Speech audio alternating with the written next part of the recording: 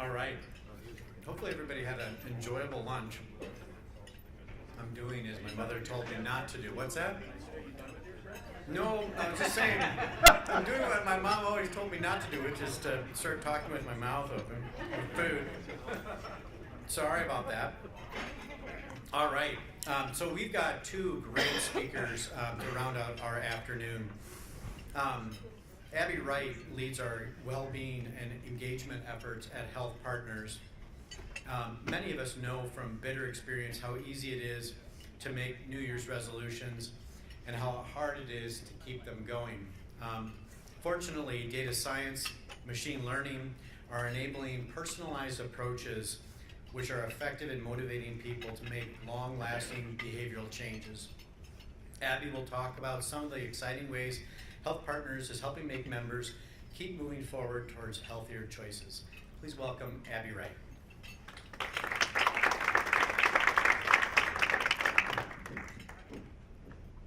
All right, good afternoon. All right, so this morning you all had a chance to hear quite a bit from Andrea about all of the great work, some of the great work that's happening around personalization. And so I'm here this afternoon to share with you some examples and kind of bring that to life to really help you to see how we are leveraging data in order to drive that really personalized experience for the members that we serve. What you'll see here is what's kind of a typical care experience timeline that we see among many of our members and patients. So an individual will be kind of going along, things will be going fine, the curve will be pretty flat, and then something will happen and they'll hit a bump in the road. It could be a smaller bump, it could be a cold or the flu, or it could be a larger bump, something like having to manage a new chronic condition. So when we think about this care experience timeline, our role at HealthPartners is really to help flatten the bump and really help to minimize the impact that it has on the participants that we're serving. So we want to help individuals get back to health as it could be as quickly as possible. And to do this, we need to activate our members. We need to get them proactively engaged in their own health and well-being so that they have the tools and resources they need to be successful in managing their own health. So as you can see here, we offer a variety of layered solutions. We offer health and well-being solutions to help people make those better for you choices every day. We offer disease and case management to help people navigate more of the chronic conditions. And we offer things like behavioral health support and EAP to help people really along that entire health continuum. But what we've found is it's not enough to just make these offerings available, the solutions available. We really need to help individuals to get to the solutions that are going to be the most relevant to them at a time when they need it the most. And doing so will help to activate these members to be more engaged in their overall health. So really what we need to do is we at HealthPartners need to act as a trusted guide. So let's talk about this notion of trusted guide for a moment. You can think about Google Maps. An individual can go out to Google Maps, they can enter a starting point, where they are right now, and an end point, where do they want to get to. And from there, Google Maps gives them choices.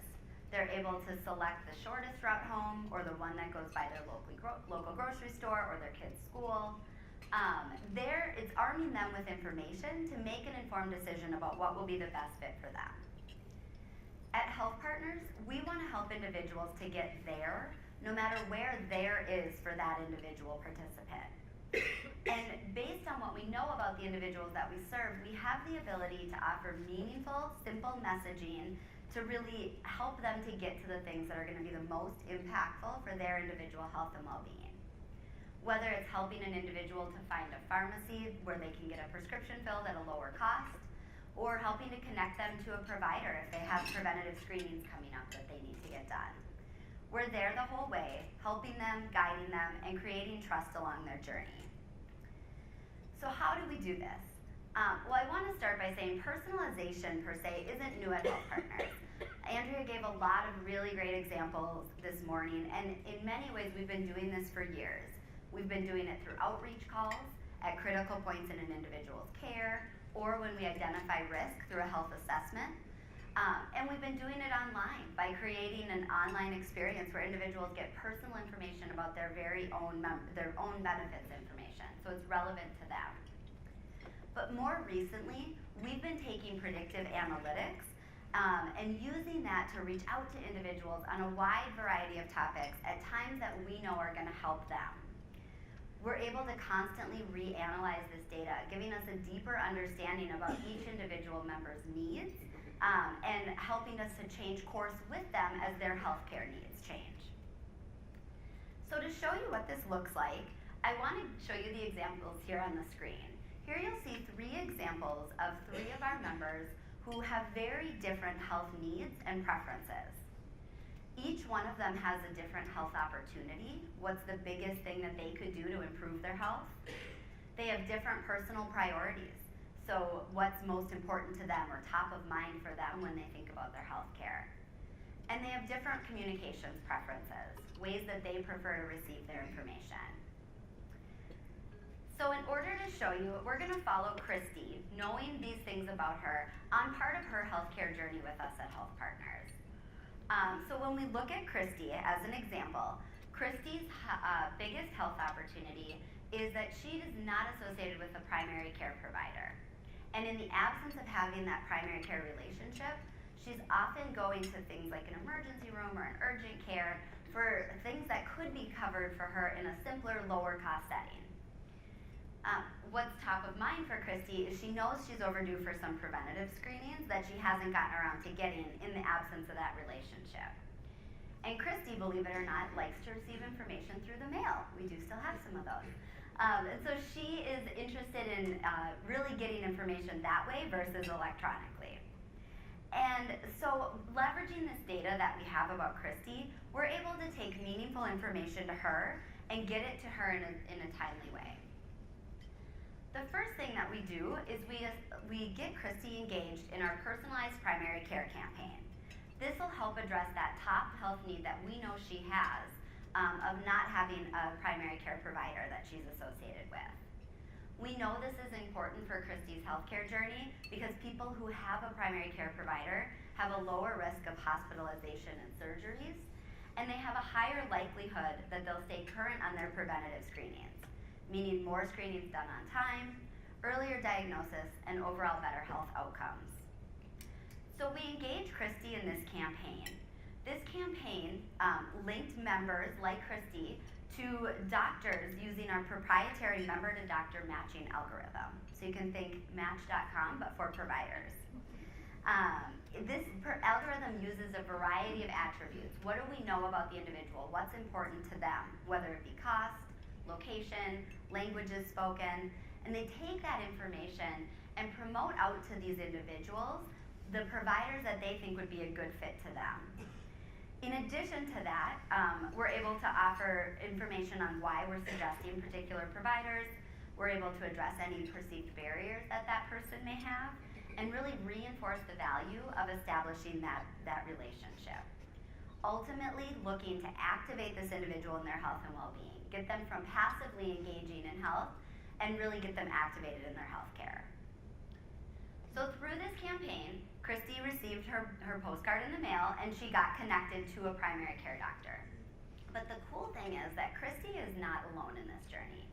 Christy was one of 4,000 individuals at a large employer that we launched this campaign with who had been identified as not having a primary care relationship. So we launched this campaign both through the mail and electronic for individuals who preferred it that way. And after the campaign was run, 20% of those 4,000 people had visited a primary care doctor. 30% of those visits had occurred at the recommended site of care, meaning that our matching algorithm was working for those individuals. And the employer that these individuals were a part of saw an estimated $130,000 in cost care savings over the course of 2 years. So there were great results both for the individuals involved and for the employer. And most of all, we were able to move that whole segment of the population from being passively engaged in their healthcare to being actively engaged in establishing that relationship that we know is so important. So we didn't stop there. Christy's next stop on her journey was when her employer decided to launch a health and well-being experience through us at HealthPartners. Christy received an email communication letting her know this was available. She went out and she took her health assessment. And after she was done, she was able to see these quick results right away. The red, yellow, green gives her a really quick at-a-glance look at where she's doing well and where there's areas for opportunity when it comes to her well-being. So Christy's doing really well when it comes to physical activity, sleep, and tobacco, but she has some room for opportunity when it comes to weight management, managing her stress, and getting enough fruits and vegetables in the day. So now that Christy has this additional information about her own health available to her, we want to help her to get connected to additional things that are going to help her to be successful on her journey. And so through that, after Christy completes her health assessment, we're actually able to take that health assessment data and combine it with that claims information that we already know about Christy. That will personalize her health and well-being experience to really give her using predictive analytics to give her a data-informed menu of different activities and resources that are going to be available to her. In the middle of the screen there, where it talks about highest value programs, you'll see that we've surfaced to the top of that list the activities that directly address Christy's biggest needs around getting enough fruits and vegetables and helping to manage her stress. Christy's employer offers a whole suite of solutions available to her, but we're making it easy for Christy to really get engaged with the thing that's going to have the biggest impact to her by bumping them up to the top of that list. On the right-hand side, you'll see that we're also pulling in that claims information that I talked about. So we're able to promote and really reinforce messages that we're already sending out to Christy, reminding her of additional healthcare solutions that are available to her. So one of the things when Christy engaged with a primary care doctor, she got caught up on some lab tests, and she was then diagnosed with diabetes. So here on the screen, we want to make sure that we're promoting to her disease and case management resources. We know Christy's starting on a new healthcare journey, and we want to get her connected to something that's going to help her to be successful along the way. And on the lower side of the right screen, you'll see that we're also promoting our online Care Anywhere resources. So this is Virtual that you heard Andrea talking about earlier. So really reinforcing that message that we had started with the primary care campaign to remind Christy that there's lower cost, simpler options out there for her to be able to take full control of her health and the costs associated with it. Pulling this information together in this way and finding the most relevant things for each individual participant is our deliberate approach to really helping to create that sustained activation and behavior change in the members that we serve. So I'd love to stand here today and tell you that we're done, we've did it, we incorporated all the data, and we know what all the secret sauces are. But the reality is we're not. We are continually innovating and looking at new ways to leverage all of the data that we have available to us. Most recently, we've launched a couple of really cool pilots. We launched a artificial intelligence program to support members with diabetes in a new way. And we're leveraging insights from neuroscience to create activities that drive behavior change within adults, making the message sticky for adult learners. And we're partnering closely with the employers that we serve to create comprehensive, integrated programs and solutions that are going to help them to best support their member populations.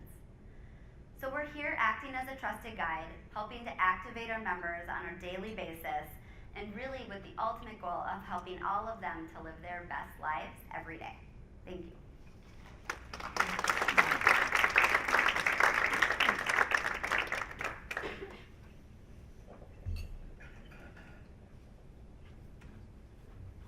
All right. So we've reached our day's finale, a presentation by the president of the HealthPartners Institute and our esteemed Chief Scientist, Dr. Nico Pronk. Mention Nico to the public health experts at Stanford or Harvard, and their eyes will light up and a smile appear on their face. The same will happen at King's College in London and quite possibly Beijing too.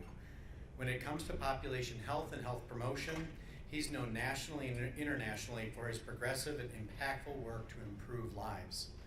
Currently, Nico serves as co-chair of the U.S. Secretary of Health and Human Services Advisory Committee on National Health Promotion and Disease Prevention Objectives for 2030, or simply known as Healthy People 2030.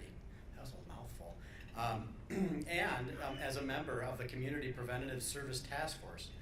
He's the founding and past president of the International Association for Worksite Health Prevention and Promotion, and has served on the boards and committees of the National Academies of Science, Engineering, and Medicine, the American Heart Association, and the Health Enhancement Research Organization, among many others. Please join me in welcoming Dr. Nico Pronk.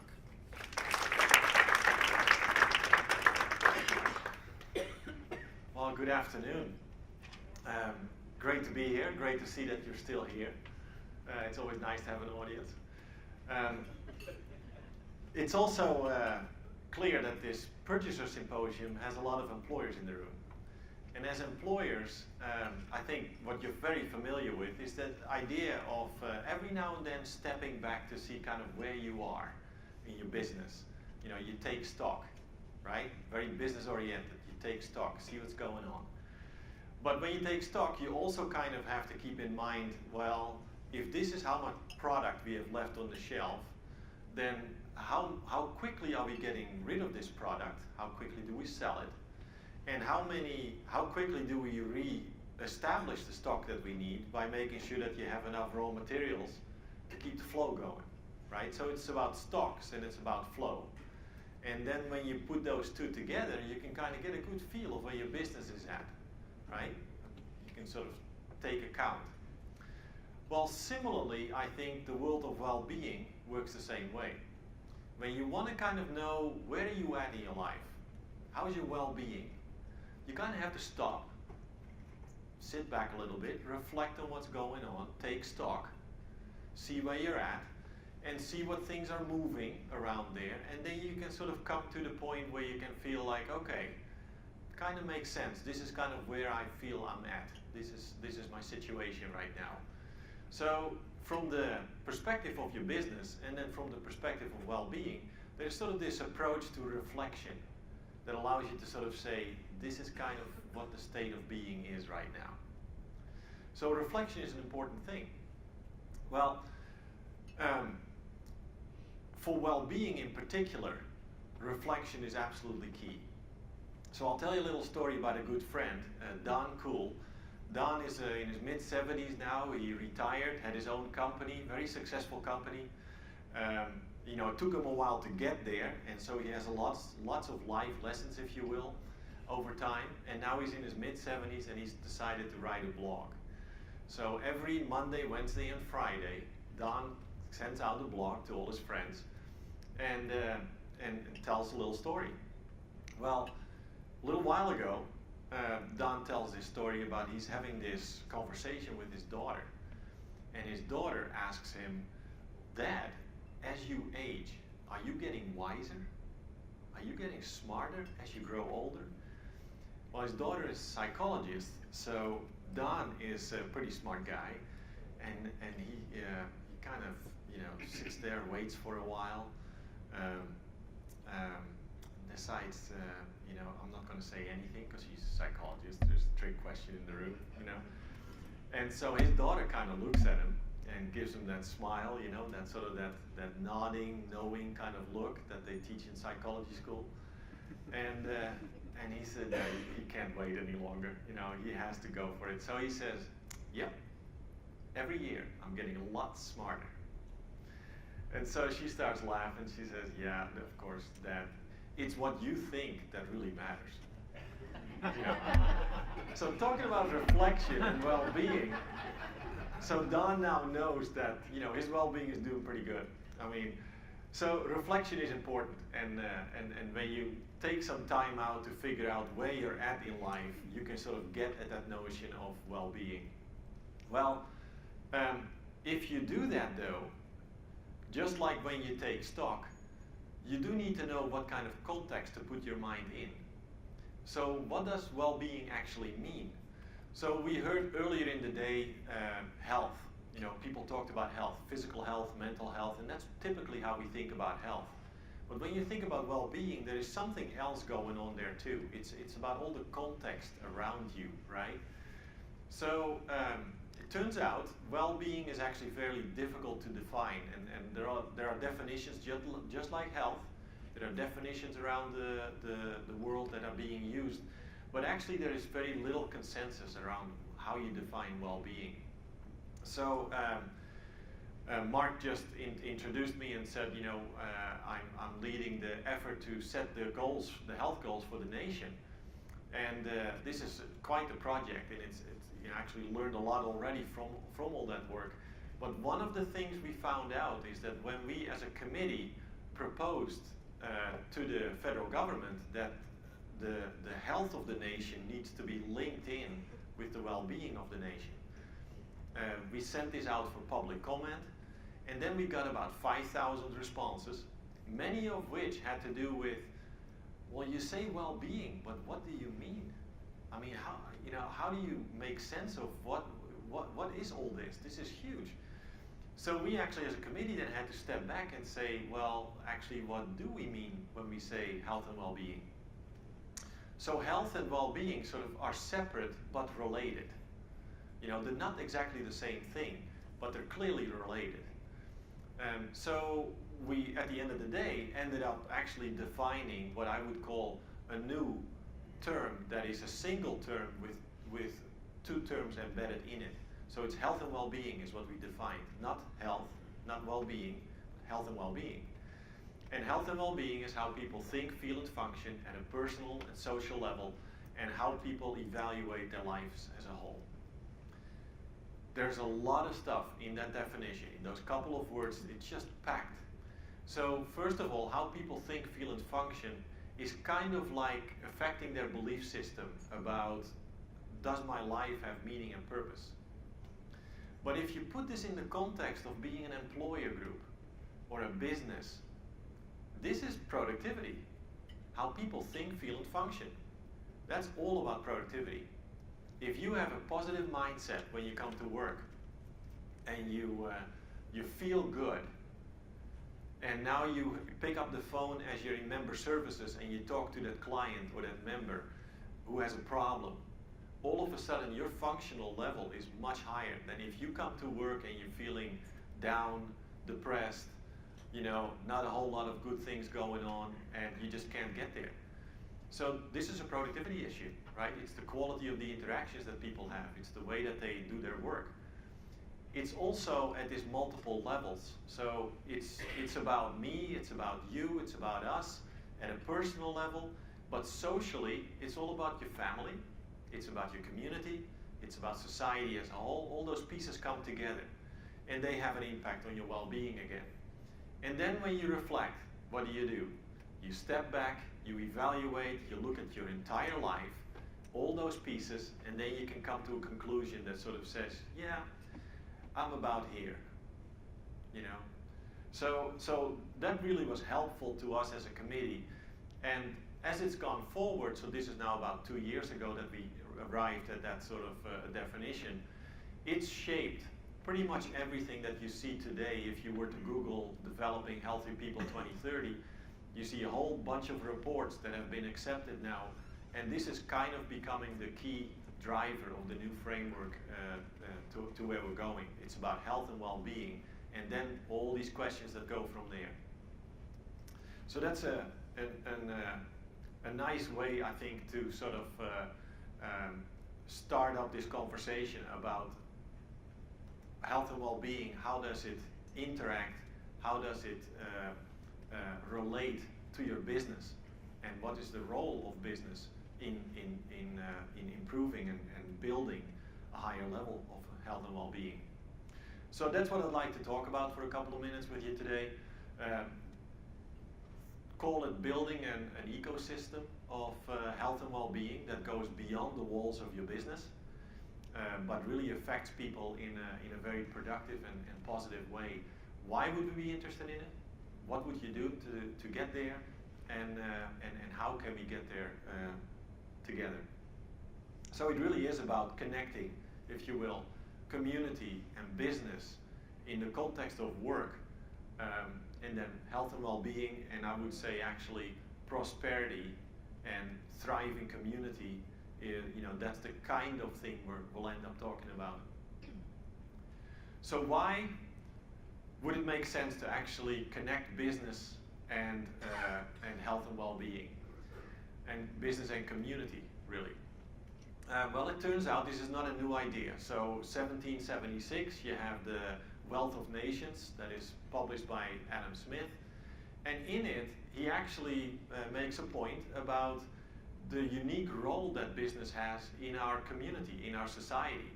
And it is one of the few sectors or entities that has the ability to increase wealth and prosperity among people. So that statement goes beyond shareholders. It's more than just the shareholders of the company that get to divide up the net worth, if you will, or the benefits that are the financial benefits. It is about the broader context of society, and that business has a role to play in making sure that you, at the end of the day, have a thriving community. Clearly, your company doesn't matter what you do. If you're a for-profit company, if you're a not-for-profit, if you're a public company or an organization, every company is connected to the community.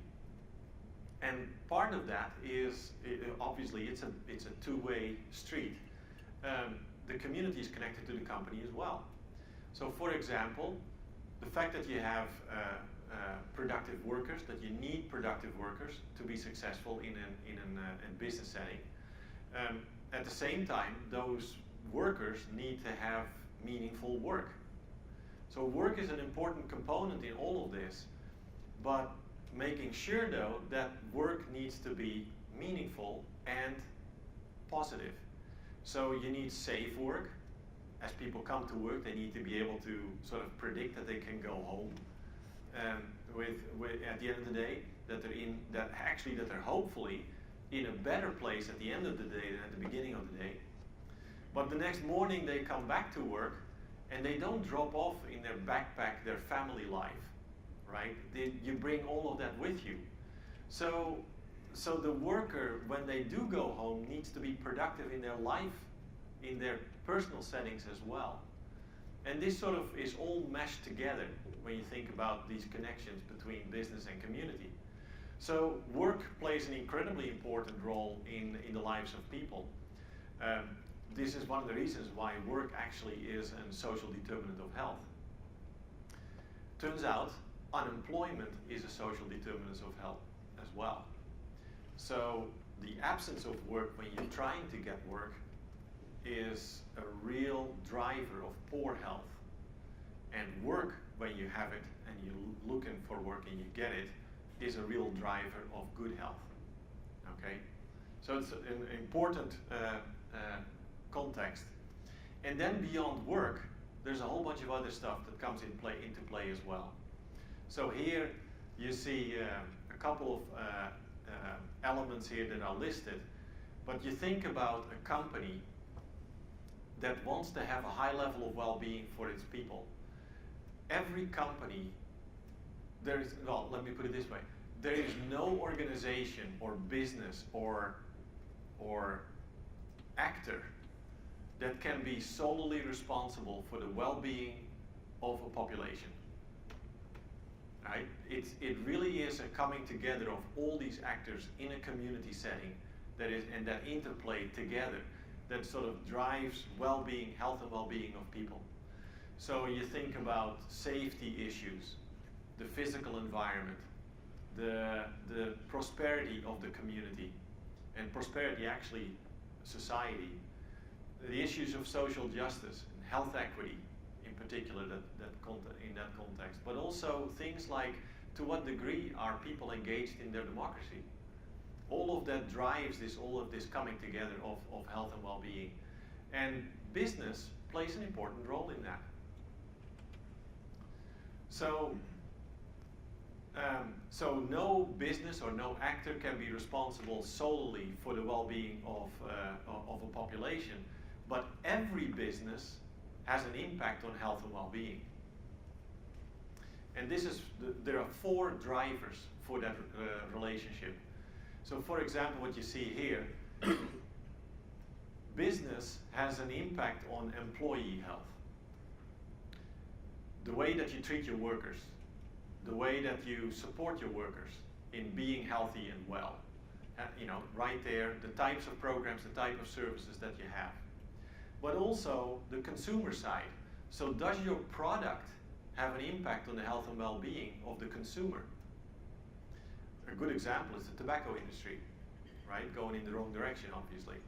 But when you think about what does your product do to the health and well-being of the people that purchase it? The community, how does your company interact in the locales where you have your business? That's an impact of a company on a community. And then finally, the environment. You know, what is the impact of your operations on the environment, on the physical environment, on the planet? So this is an approach that is sort of looking at building a culture of health using these 4 pillars that business has through its influence on these different areas. But while that sort of may feel like, you know, this is a responsibility that a business takes on, it also gives you lots of benefits. Because when you do this, and I would argue there is a fresh demand in the world around these things, so younger people, younger professionals that are looking for jobs, you know, they ask these questions to companies. They interview the company. You don't interview them, they interview you, right? And these are important. So it's sort of this fresh demand, if you will, that is out there. But when companies do this, it turns out they actually reduce costs in the process. As an organization, HealthPartners has put a lot of effort into the environment component here. So lots of, I would say over the past 10 years or so, lots of new initiatives around the organization to lower gas emissions, our carbon footprint, you know, paying attention to anything from leaving the lights on in your office to what we do with our hospitals in the community around reducing waste. That saved a ton of money for us as an organization over those years, millions and millions of dollars. So you reduce costs in your operational model, but you also can increase revenues and profits because your people are healthier. Healthier people are more productive. Healthier people tend to be at work as opposed to not at work, which is a big productivity indicator. And when they are at work, you know, this notion of presenteeism, are you familiar with that? You know, when you can look out of the window 9 times out of 10 aimlessly, well, that's a presenteeism issue. You know, you're there physically, but you're not, you know, you're somewhere else, you know, in Hawaii or something. Versus the idea of you're not at work at all, and then you're absent, right? So increasing revenues and profits can be easily tied to the productivity and the throughput, if you will, on your in your business. And then enhancing reputations. When you get known to be a company that does this work well, you tend to have a better reputation in the community. You know, you're that company of choice, right? That people are looking for. So there are clear benefits to this as well. So let's talk about a couple of examples where this shows up. So, for example, we know now that certain employment sectors are related to levels of poor health. So here's an example of the manufacturing sector. By definition now, it tends to be located in counties of poorer health. So the manufacturing sector across 3,100 counties in the United States is linked to a higher level of smoking prevalence. There's more obesity in those counties, diabetes, and cardiovascular disease-related deaths.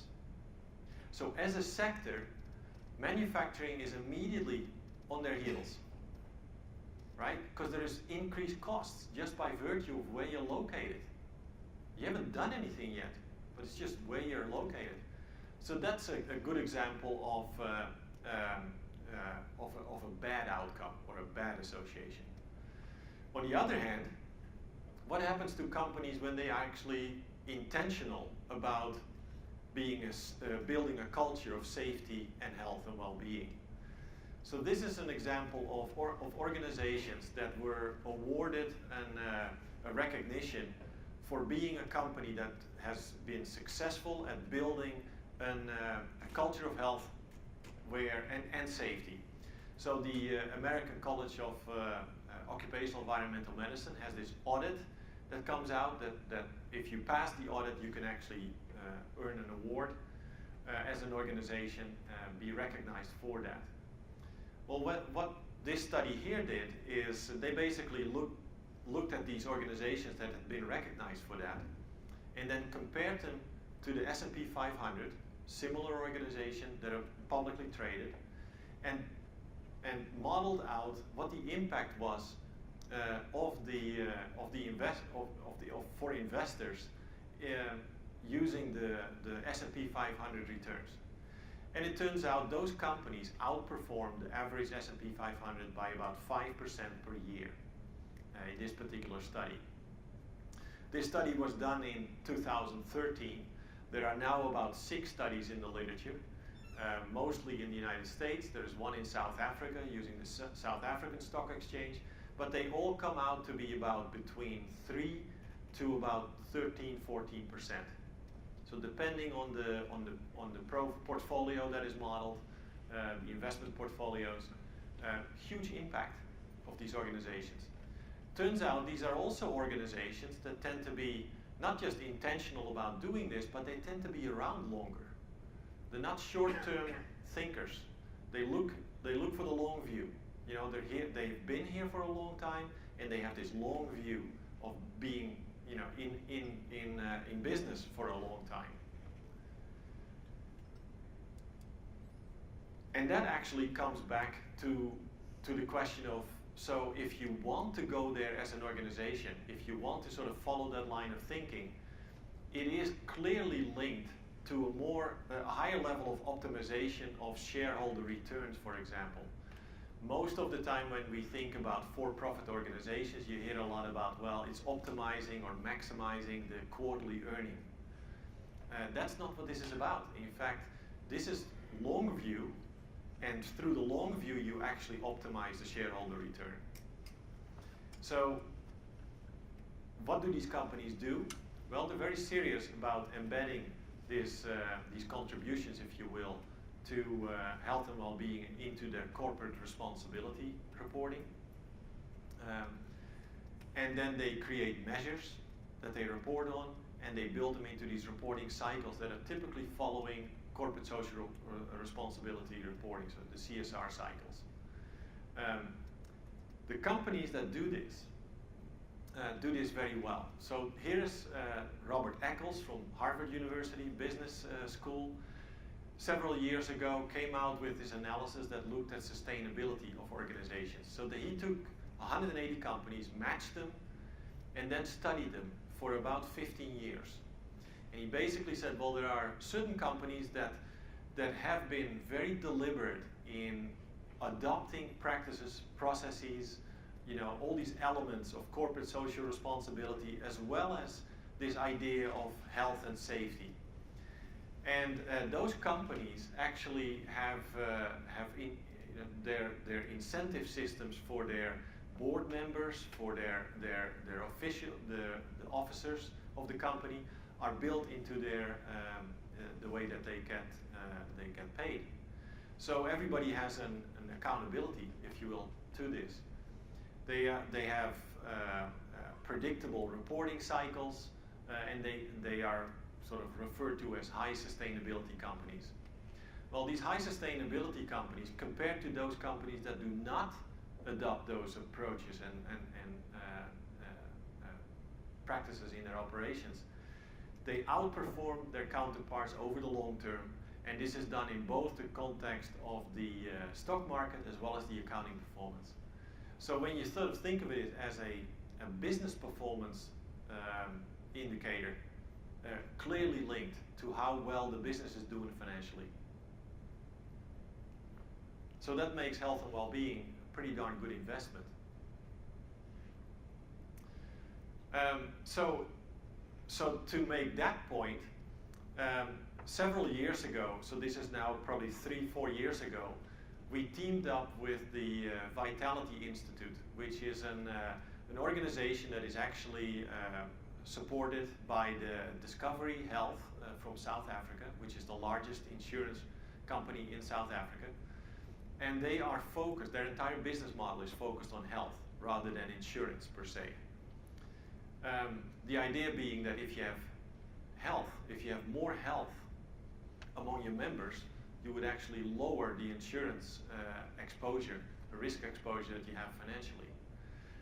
And so their business model is interested then in driving new understanding and new knowledge around these relationships between health and well-being and fiscal health.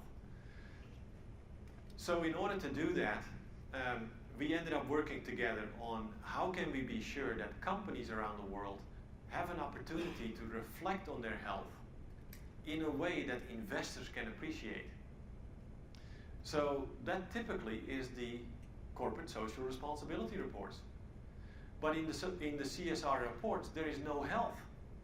There's a little bit of safety, and for the rest, it's all the other capitals. It's natural capital, it's financial capital, it's social capital, but the human capital is limited to safety indicators. So we created this very short survey that a company could take and then include in the already available standards for their CSR reporting. And those standards are sort of coordinated by the Global Reporting Institute, the GRI. So we created this survey. Then we did a couple of pilot case studies, and this was presented at the World Economic Forum in Davos in Switzerland. Very well received, and the GRIs were there. So then the GRIs took up this idea of adding health survey measures into their existing standards for corporate social responsibility reporting, which is now has now been approved. So this has been out for public comment. The world has sort of reflected on it and said, yep, that's a good idea. So now we have an opportunity going forward to compare the relationship or the role of health and well-being, human capital, against all the other capitals. That's the first time that we're going to be able to do this. So this is going to make a big difference. But what is missing, or what really needs to happen to make this across the many of the for-profits, but really across any organization, is this idea that we need to have leaders on the business side really partner with leaders on the health side, and call it the health plans, the health systems, but also public health, to sort of make sure that we have partnerships that can come together, so that we have these partnerships that are really organized and have an intentional focus on health and well-being as an outcome. And that will then create these integrated benefits to the business side around governance, around strategy, around investments, around operations, around products. Because if it's not, then there is no reason for business to pursue it. There's got to be a benefit on the other side. And what we think is that actually this coming together of these two entities, these two sectors, if you will, particular, the health sector and the business sector, gives us huge opportunity to create societal benefit. That will be the common benefit, if you will, while the organizations benefit each of this by themselves. So in a sense, we just asked business again to measure more. But we already measure so much. So, you look at some of this, and this is sort of a health view of it, and it's a very short list. But you go into any one of these, and you look at all the measures that are available. It is thousands of measures, right? So how do you make sense of all of this, and how can you then sort of get back to this strategic level of driving towards health and well-being in a business and the larger community? So what we've been working on at HealthPartners is to sort of get to that kind of an approach. And the HealthPartners mission statement basically is about health and well-being and partnership with our members, our patients, and the community at large. So if we ask ourselves as an organization, how can we be sure that we can measure progress and report on progress toward that kind of a mission statement? What do we need to measure? Well, we have these thousands of measures around diabetes, HbA1c, or blood pressure, or is that really what health and well-being is about? we started the beginning of the talk around, health and well-being brings all these disparate things together that are very broad in nature. It's not about, is your blood pressure in control? I mean, if I ask you, how was your weekend? What was your last Sunday like? You're not going to tell me, oh, it was great because I had my blood pressure under control. You're going to say something different. It's going to be, so it's, how does that come together? So we ended up working this question and figured it needs to be something different than a disease-specific approach or a population health approach only. But it needs to come together where health is reflected, where sort of a future state is reflected, and where people can sort of look across the board at their subjective well-being. So we ended up with summary measures of health and well-being, where we said current health can be measured by asking people what's the level of their burden, their health burden, their illness burden rather. The way we do this is by basically asking people,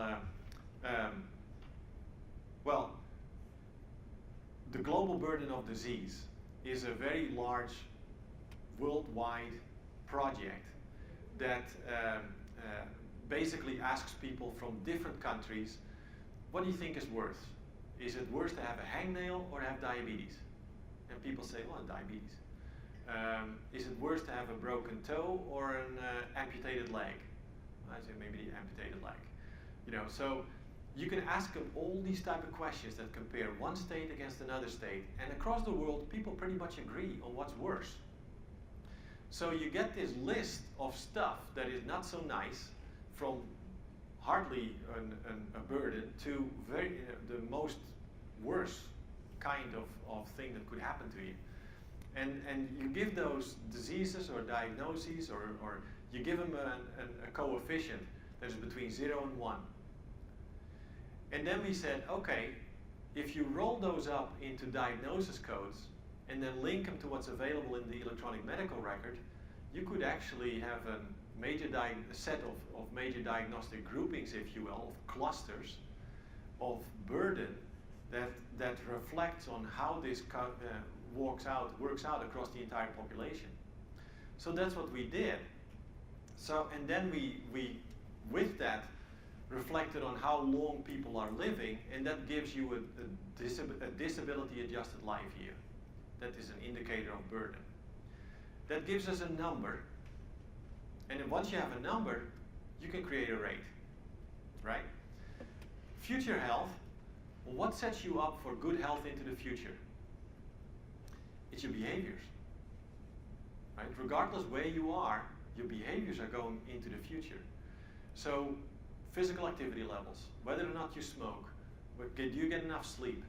Are you expressing gratitude for the things that are good for you, that you appreciate in life? Do you follow the recommended clinical preventive services screenings? Those kinds of things. So we have 7 behaviors in there, and we count those up. And in well-being, we asked, if you remember Karen's presentation, we had that wheel, that Be Well wheel, these different indicators of well-being. We asked about all those indicators, and we found out that life satisfaction is actually a good predictor of all of those. So we can ask people one question: how satisfied are you with your life? Between 0 and 10. You get a score. Turns out it's pretty good indicator. Not perfect, but pretty good is pretty good. So we get results now for our entire membership. Current health is 69% of what it could be. So 31% burden, if you will. 4.4 out of 7 behaviors is on average what our membership adheres to. So 63% of what it could be. And well-being, people say on average they scored an 8 out of 10. So it's 80% of what it could be. So that's kind of how we're doing. Now we can go forward and say, what's going to be next year? What's it going to be the year after? So we can have sort of a surveillance approach to seeing how healthy and well our members are. But we can also do a couple of other things. We can, for example, unpack some of these metrics and say, well, there's a 44% of the total disability burden, that 31% burden that we have, 44% of that comes out of 3 different categories. Number 1, musculoskeletal. So bone, joint, muscle problems are driving the most important predictor, if you will, of that burden. Psychosocial issues, anxiety and depression, and neurologic conditions, headaches, migraines, sleep problems, that are driving a lot of that burden in our population. Well, I bet you, if you're a large enough employer, these things are very well known to you, right? You see a lot of musculoskeletal issues at the workplace, neurologic, certainly psychosocial. So these are not new things to look at, but when you think about where does most of our money go, oftentimes it's diabetes, cancer, specific diseases that get a lot of play, whereas across the population, these are the drivers, and it's not necessarily diabetes or heart disease. So it helps us identify where to pay attention. Another view is around well-being. We note that 43% of our population rates themselves with a life satisfaction of 9 or 10 out of 10. But 13% is, and those are the ones that are thriving, flourishing, but 13% is suffering. And turns out disproportionately they come out of the Medicaid population. Commercial and Medicare are doing significantly better than the Medicaid population. So that tells you again from a health equity perspective, what do we need to start paying attention to? It helps you identify pockets of need. So this is what we're using these kind of summary measures analyses for. It allows us to take a look at our population from a different viewpoint, different set of eyes, if you will. It certainly helps us identify health and well-being disparities and what to do there. And then when we do have interventions, we can start thinking about the impact of those on the population as a whole. So very much more strategic and intentional, if you will, to get to these health and well-being related outcomes as opposed to looking at medical care alone. So this sort of gets us then to that earlier challenge, if you will, that I think is going to be central to getting there. We need our leadership to look at the world in a little bit of a different way, because clearly moving from medical care that is now absorbing close to 20% of the GDP to a view of health and well-being is a fundamental paradigm shift. You know, it's moving from a deficit kind of thinking to an asset kind of thinking, a positive way of looking at the world. And it needs to have sort of this mind shift to change the way you ask questions. You know, what's the matter with you as opposed to what matters to you? You know, that kind of thinking. And that needs to be done, I think, in a way that drives partnerships toward this creation of shared value. So it's not asking business, for example, to just put more in your philanthropy. No, it's be intentional about it so that you can see the benefit of these investments come back to your organization. That's what keeps you at the table. So for a long time, I think we've asked people to sort of look at their own life, at their health and well-being, and if it needed improvement, we tell people, well, you go ahead and do that. You know, you weigh too much, go lose some weight. You need to be more active, go be more active. You know, and there are no resources, no support. So people in general put in a ton of individual effort, but they're almost set up to fail because the environment is working against them. So what we really need to do is think about these environmental barriers and think of it at the physical environment level, the social environment, as well as the economic environment. And then through policy in particular, find ways to lower that slope of the hill, if you will, and really make it easier for people to be successful. Because at the end of the day, we still need successes, right? We need to build successes, one person at a time, to get to an entire population. So just to give you a little bit of insight, what are we doing as an organization? It's nice to talk about this stuff, but do we actually do this ourselves?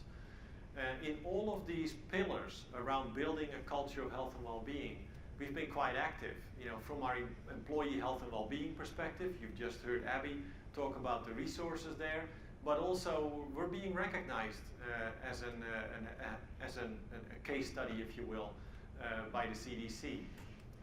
Regions in particular, very well documented case study. The health impact of our products, you know, being a 5-star rating for CMS, but also Minnesota Community Measurement Performance. You saw the data from Andrea this morning. It shows that our products are doing good in the community. Community health side, you know, to what extent are we linked with where we have our business running? So reducing the mental health stigma. The Power Up is really a program that is focused in on youth and school-based ages. And then the environmental health that we talked about earlier. And I'll just use a couple of examples. The list is longer, but I think we're very, very focused on making sure that we hit those different areas. So just as a concluding thought, my view is that if you really want to see society, your community prosper, have a thriving community, health and well-being needs to be connected with business and industry, because that's the economic driver, and link the community very broadly in that work, which sort of gets you at the end of the day to Paul Wellstone, not saying it, can't say it any better than he did. We all do better when we all do better. So I think that's where I'm going to stop. Any questions at this point? Mark, do we have time for questions? Yeah, or? we do. Yes? Going back to what you were saying about these indicators, you're talking about those at the national level where we'll bring that human factor measurement alongside the business factor measurements. Are you referring to the survey, that work that is included or integrated into corporate social responsibility? Correct. So that's at the level of the company. Right. And will that be, is that a change that's underway in America, say with our publicly traded companies, and they'll be looked measured at that by their stockholders? So the way that works, it's actually the company itself that decides if they want to measure that. So if you want to follow corporate social responsibility standards, the standards themselves, then you would report on it. And more the investor community is asking for it. So many companies actually are doing this. And as they report on it, it's very difficult to compare one company against another unless there is a standardized set of questions. And that's now going into the broader CSR standards. 2019 is what I understood. Yeah, probably this year, maybe next year, but Thank you. yeah.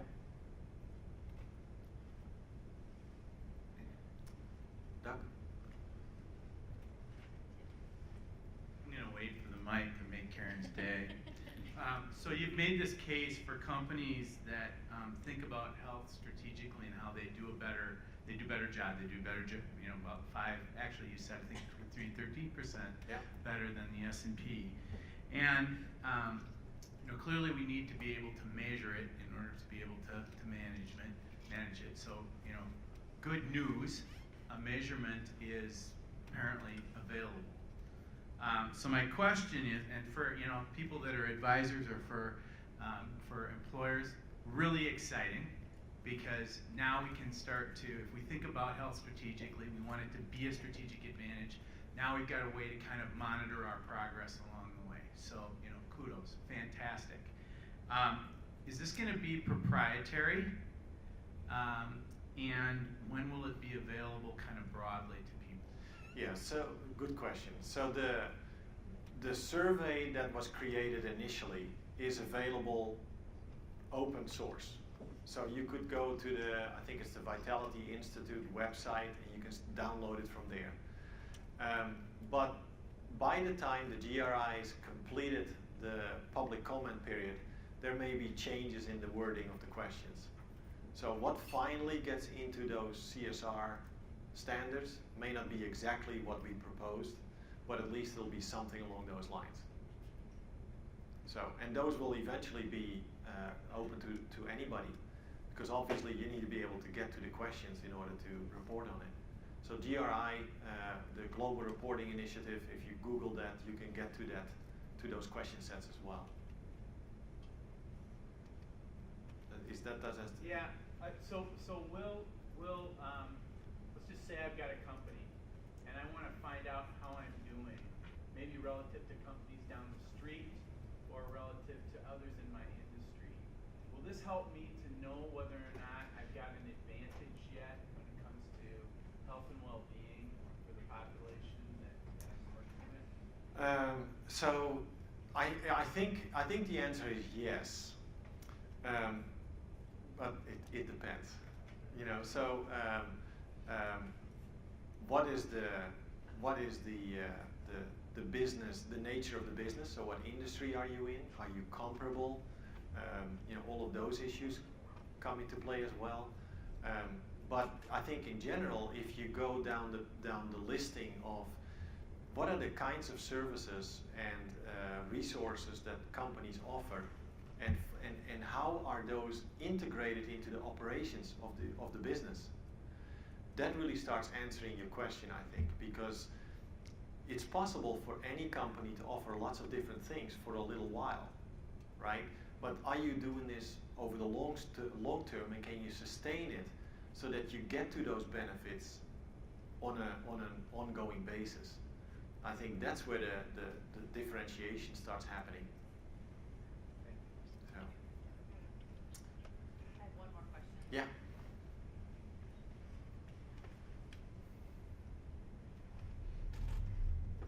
Going back to Karen's slide about the U.S. and that ever-growing death and despair, and thinking about well-being, and given your expertise on the international front,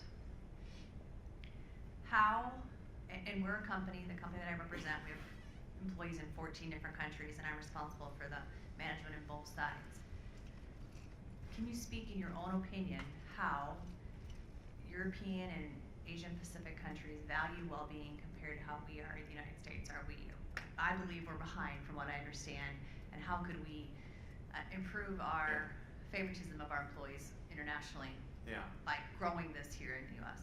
So I think if you answer the question in terms of how do they value it, sort of turn that into to what degree are they investing in it, I think the rest of the world values this much more than the United States.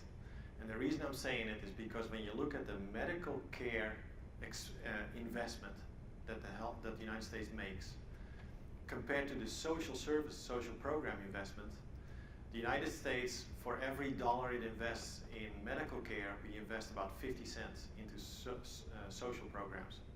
The rest of the world is literally upside down, so 2 to 1. So for every dollar we invest in medical care, there's $2 in social services or social programs. And I think that difference speaks volumes, because when you put those two together, the total investment is actually not much different between these different countries. So they're all, actually total is a little bit less, particularly on the European side, but not as robust a difference as the differences in the medical care cost alone. So I think that's that ratio.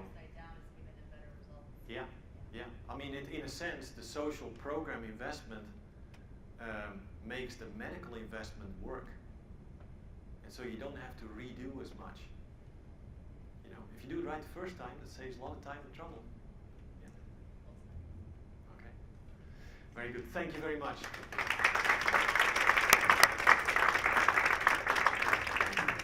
Okay, we've come to the end of our program today. Nico, you so well brought us back to the theme of coming together with your challenge for new types of partnerships between leaders in business and in healthcare. You're asking us to take a much broader look at health and well-being, so how people evaluate their lives as wholes, not just whether they're sick or not. And through your examples, you've clearly shown that if many stakeholders collaborate to build a culture where people flourish, businesses flourish too. with reduced costs, higher profits, and better reputations. That's our goal, to work with you and your teams to build strategies that help people and businesses flourish. Thanks for joining us today. One of the requests I would have for all of you is you'll be getting an email shortly after the symposium today asking you for your feedback. We read all feedback that you send, positive and negative, because we learn from that. And we look forward to seeing you at our symposium next year for number 3. Have a great day.